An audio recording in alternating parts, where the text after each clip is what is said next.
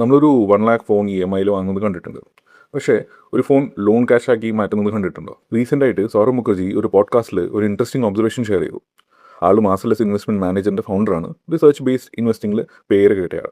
9,500 crore AUM ഉണ്ട് ആൾക്ക്. പോഡ്കാസ്റ്റിൽ ആൾ പറഞ്ഞത് ക്രോമയിലും വിജയ് സെയിൽസിലും സ്മാർട്ട് ഫോൺ ലോൺ അപ്ലൈ ചെയ്താൽ ഓൾമോസ്റ്റ് 99% അപ്രൂവൽ കിട്ടുന്നുണ്ട് അവന്. ഇന്ത്യയിൽ സിവിൽ സ്കോർ 745 മുകളിലുള്ളവർ വെറും 55% മാത്രമാണെന്ന്. അതുകൊണ്ട് തന്നെ കൺസ്യൂമർ ലെൻഡിങ്ങിനെ കുറിച്ച് ഒരു കൺസേൺ ആൾക്കുണ്ട്. എനിക്കിത് കേട്ടപ്പോൾ ഒരു ഫ്രണ്ട് പണ്ട് പറഞ്ഞൊരു കാര്യം ഓർമ്മ.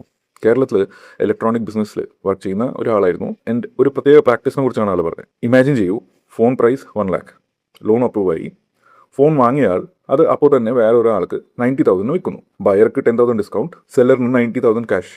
പക്ഷേ EMI അതിപ്പോഴും ലോൺ എടുത്ത ആളുടെ പേരിൽ തന്നെ. ലോൺ റീപേ ചെയ്താൽ പ്രശ്നമൊന്നുമില്ല, പക്ഷേ റീപേ ചെയ്യാതെ പോയാൽ ലോൺ കൊടുത്ത ആളാണ് റിസ്ക്. ഇത് വളരെ ഭംഗിയായിട്ട് എക്സ്പ്ലെയിൻ ചെയ്ത മൂവിയാണ് ദ ബിഗ് ഷോട്ട്. സിനിമ കണ്ടവർക്ക് അറിയാം, അത് ഹൗസിംഗ് മാർക്കറ്റിനെ കുറിച്ചുള്ള സിനിമ മാത്രമായിരുന്നില്ല. അതിൻ്റെ കോർ ലെസൺ പ്രോബ്ലം അസറ്റിലായിരുന്നില്ല, ലോൺ ക്വാളിറ്റിയിലായിരുന്നു. പുറത്തു നിന്ന് നോക്കിയാൽ എല്ലാം നോർമൽ, പക്ഷേ സിസ്റ്റമിൻ്റെ ഉള്ളിൽ റിസ്ക് കുറച്ചായിട്ട് അക്യുമുലേറ്റ് ചെയ്യായിരുന്നു. ഞാനിവിടെ ഇന്ത്യ റിസെഷനിൽ വരുമെന്നല്ല പറയുന്നത്. ഈ ഒരു എനിക്ഡോട്ട് കൊണ്ട് സിസ്റ്റം മുഴുവനും ഇങ്ങനെയാണെന്നും പറയാൻ പറ്റില്ല. പക്ഷേ ഒരു ഫിനാൻസ് സ്ഥാപനത്തിൻ്റെ ലോൺ ഗ്രോത്ത് കാണുമ്പോൾ നമ്മൾ ചോദിക്കേണ്ട ചോദ്യം ഇതാണ്: എത്ര ലോൺ അപ്രൂവ് ചെയ്തു എന്നതല്ല, ആർക്കാണ് അപ്രൂവ് ചെയ്തത്, അവർക്കത് തിരിച്ചടയ്ക്കാൻ പറ്റുമോ എന്നതാണ്. ഫീൽഡിൽ വർക്ക് ചെയ്യുന്നവരുണ്ടെങ്കിൽ കമൻറ്റിൽ പറയൂ, നിങ്ങൾ ഇതുപോലെ ഒരു പ്രത്യേക പ്രാക്ടീസ് കണ്ടിട്ടുണ്ടോ? Bye for now.